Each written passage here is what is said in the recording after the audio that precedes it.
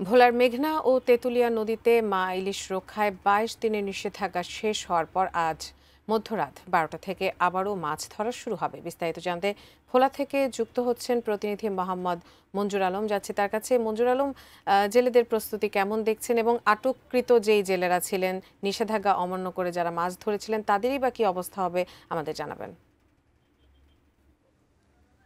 উজবা, আজ মধ্যরাত থেকে ভোলার মেঘনা ও তেঁতুলিয়া নদীতে ইলিশ শিকারে নামবেন জেলেরা। গত ৪ অক্টোবর থেকে এই মাছ ধরার উপর নিষেধাজ্ঞা জারি করেছেন সরকার।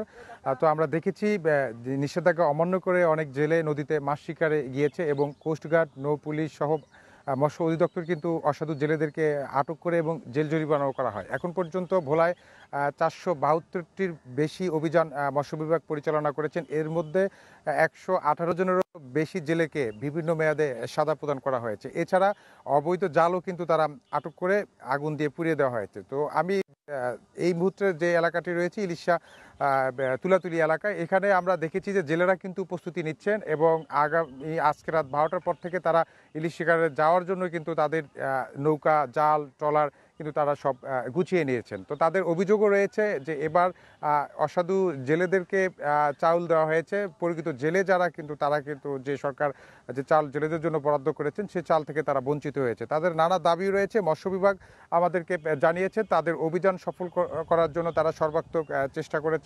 আইন শৃঙ্খলা রক্ষাকারী বাহিনীর সদস্যদের নিয়েও কিন্তু তারা নদীতে টহল এখন পর্যন্ত জোরদার করেছেন, যাতে আজকে রাত ১২টা পর্যন্ত এখন এই অভিযান চলমান থাকবে। তো সব মিলিয়ে বলা যায় যে জেলেদের মধ্যে উৎসব পরিবেশ সৃষ্টি হয়েছে, আরতদাররা উৎসবমুখর পরিবেশে রয়েছে।